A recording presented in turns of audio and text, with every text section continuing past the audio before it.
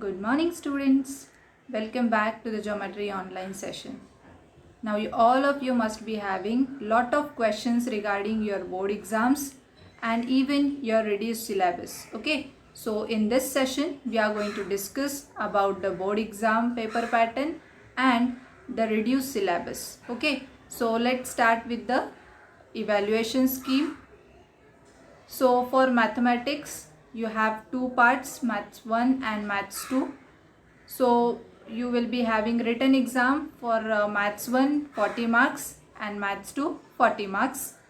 Internal evaluation will be of 20 marks. So in total you will be having 100 marks for maths subject. Okay, so this is the evaluation scheme, and all the internal, that 20 marks internal you are having, all those marks will be given on the basis of home assignments and practicals which you have submitted. Okay, so I hope the evaluation scheme is clear to all of you now.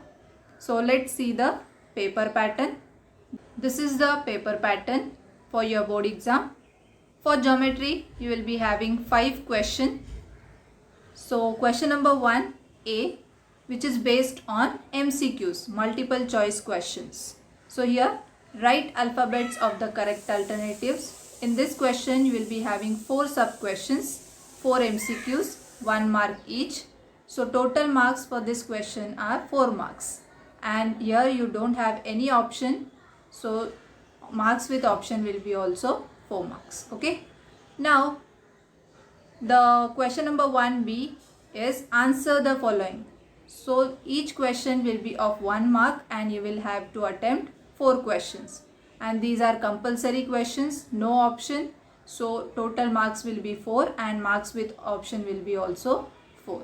Okay, then question number 2A is activity based question. So here you have to complete the activity, only fill in the blanks you have to do. All the activity based questions are also for example, some activity questions are also given in your textbook.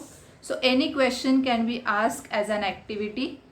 Okay, so here you have to attempt 2 questions out of 3, 2 marks each. So total marks for this question are 4 marks and marks with option are 6, because you are here you are having 3 questions, 1 question extra given.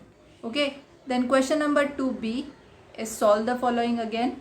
So here you will have to attempt 4 questions out of 5, 2 marks each. So total marks for this question are 8 marks and marks with option are 10. Then question number 3A, complete the activity. Again this is an activity based question, but this activity will have 6 boxes. In question number 2, whatever activity will be given, there you will get 4 boxes, half mark for each box.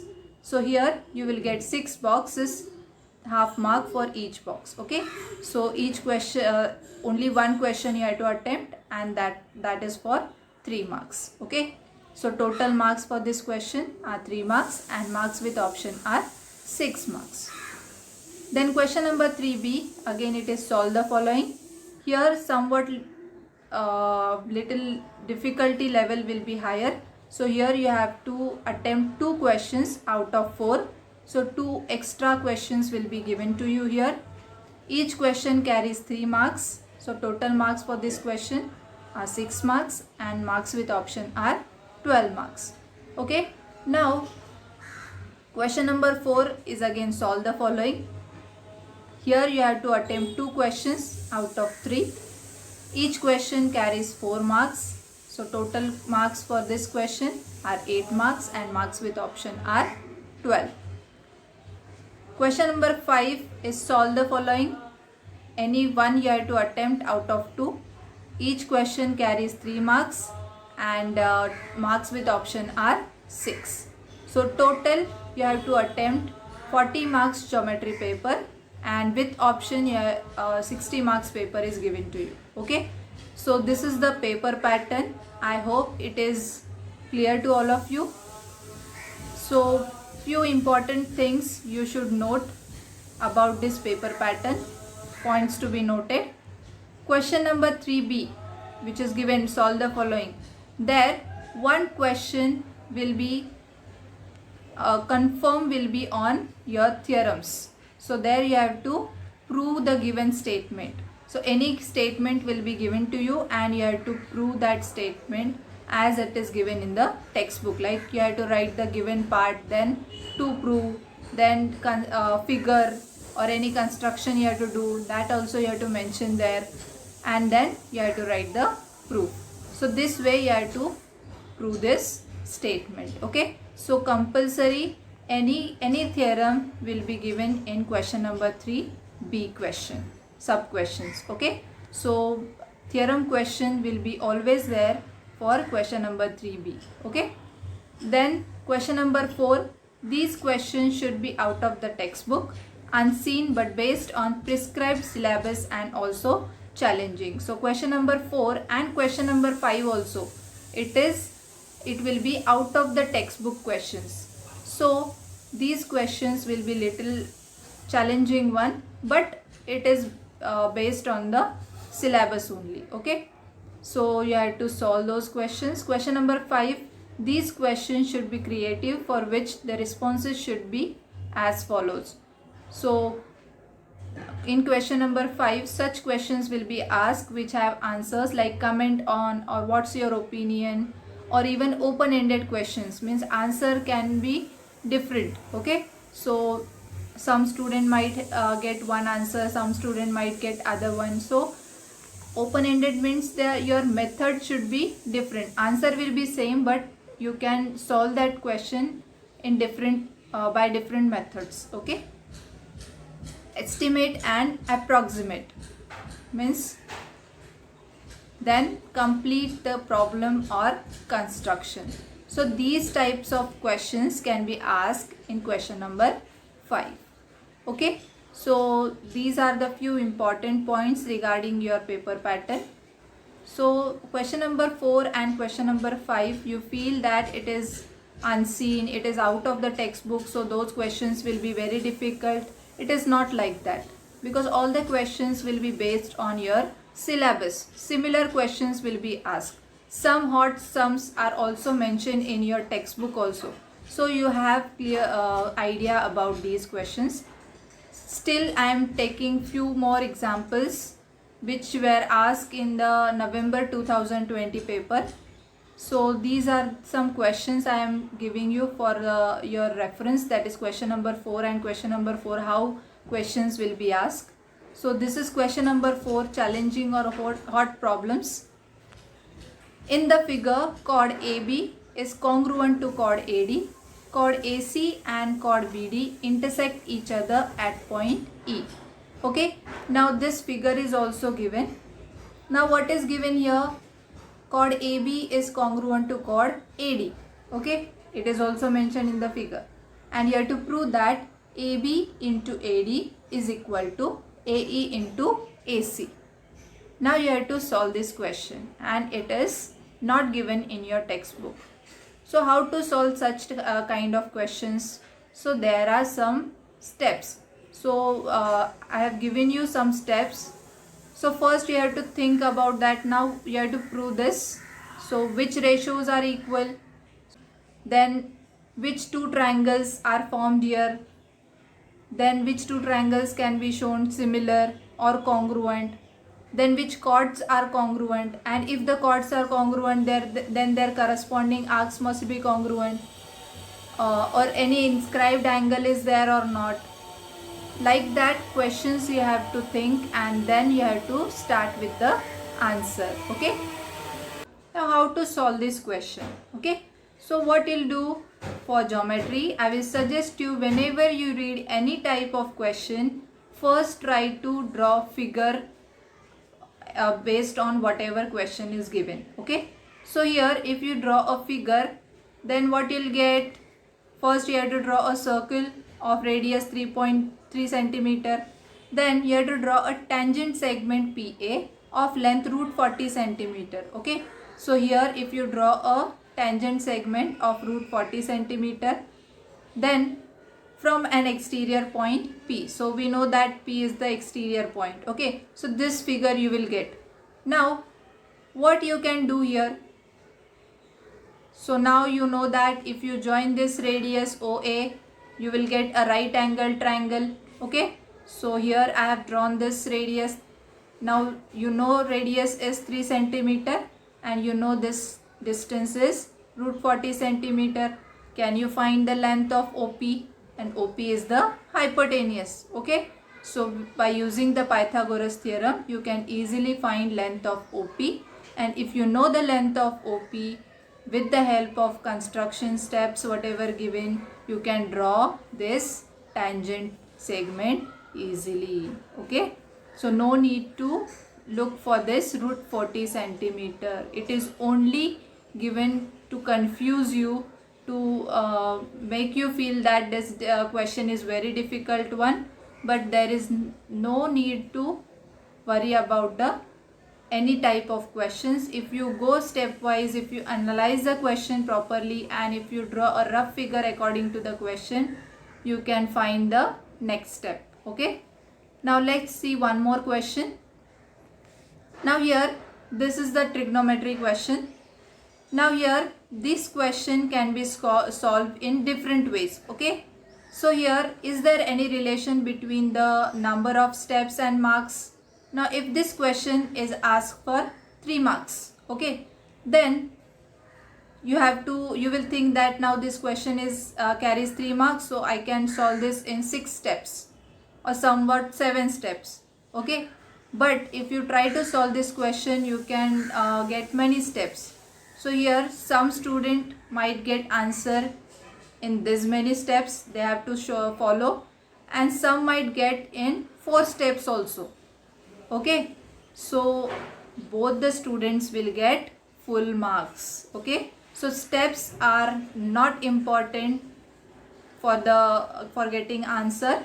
For trigonometry you can use any method, but your method should be correct and your answer should be also correct. Okay, so both the methods are shown here, both the methods are correct, but this method have more steps and this method have less steps, but both students will get full marks. Okay, so this way you don't have to think about the steps, how many steps I have to follow. Your answer should be correct and your steps also should be correct, then you will get full marks. So these are the question number 4 and question number 5 sub questions. These are the few questions we have discussed today here. So I hope you all have clear idea about the question number 4 and question number 5. Okay, then let's see how to study. Okay, so here I am going to give you few points. First, you have to read the textbook carefully, and then you have to solve each and every problem from the textbook. Now here some for this academic year, some part is reduced from your syllabus, so that part you don't have to solve, but whatever part is there for your exam, from that each question you have to solve from your textbook, because question number 1, question number 2 and question number 3 is fully based on your textbook. Will be all the questions, mostly all the questions will be from your textbook only. Okay, only question number 4 and question number 5 will be out of the textbook, but it is based on your syllabus, so somewhat similar questions will be asked there. Okay, then you have to start constructing diagrams according to the based on the question given. You should know how to draw a diagram. When you read any question, you should know how to draw a diagram. Okay, so that also you have to practice. Then whenever you are doing practice of solving sums, and if you do some mistakes, then don't worry about it. You have to practice it, then after a few days you will get good command on maths and you will be confident enough to solve any sum or any problem from the geometry or algebra, any mathematics stream you get, any mathematics type you can solve sums. Okay, then also one more thing is that don't think that maths is very difficult. It is very simple. When if you enjoy solving sums, then you can get good marks in maths. Okay, So don't get any type of pressure or don't get any depression about the maths. Okay, so let's see the reduced syllabus. Now in the beginning of this year only 25% syllabus is reduced, and now recently few more reductions have come, but those reductions only for the lesson number 6 trigonometry and lesson number 7. Previous 25% cutting syllabus was given, no, that only it is continued for the lesson number 1 to 5. Okay, but still we are discussing in this session again. So first lesson, similarity, what all topics are there and what are omitted portion is there, that also we are going to discuss here. So here in the similarity lesson you have to do ratio and areas of two triangles, basic proportionality theorem, converse of BPT theorem, test of similar triangles, property of areas of similar triangles. So all these topics are there for your exams, and based on these topics whatever sums are there, that also you have to solve. And what is omitted portion from this lesson? That is property of angle bisector of triangles and its converse, and property of three parallel lines. These two topics are reduced from your syllabus. So from problem set you don't have to solve question number 8, 9 and 10, and from practice set 1.2 question number 1, 3, 5, 6, 7, 8, 9 and 11, these many questions are reduced from your syllabus. Okay, so let's move on to the next lesson, lesson number 2, Pythagoras theorem. From this theorem, from this lesson you have to solve similarity in right angle triangles, geometric mean property and proof of Pythagoras theorem. Okay, and the omitted portion is application of Pythagoras theorem and Apollonius theorem, on which practice set 2.2 is given. So whole practice set 2.2 is reduced from your syllabus, and from problem set you have to reduce, that is 6th MCQ is given, that you don't have to do. Then question number 6, 8, 9, 12, 17 and 18, these many questions you don't have to solve. Okay, so this is all about Pythagoras theorem. Next is circle. From the circle, from practice set 3.1 to practice set 3.2, whatever portion is given, everything you have to do.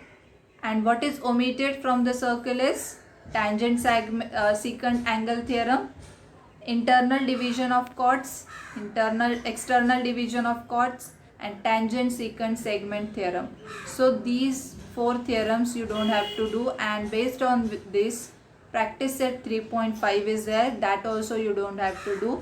So from page number 75 to 82 everything is reduced, and from problem set 7th MCQ question number 13, 15, 16, 18, 22 and 24 is reduced from your syllabus.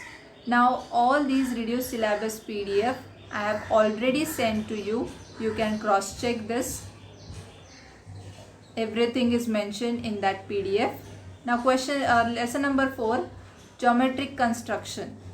From this lesson nothing is reduced, so everything you have to solve. Okay, no omission is there. Then lesson number 5, coordinate geometry. Okay, from this lesson practice set 5.1 and 5.2 you have to solve. So in that distance formula is there, section formula, midpoint formula and centroid formula. These 4 topics are given that you have to do, and slope of the line topic is omitted, and based on that practice set 5.3 is there, that also is omitted. So from page number 117 to 121 everything is reduced from your syllabus.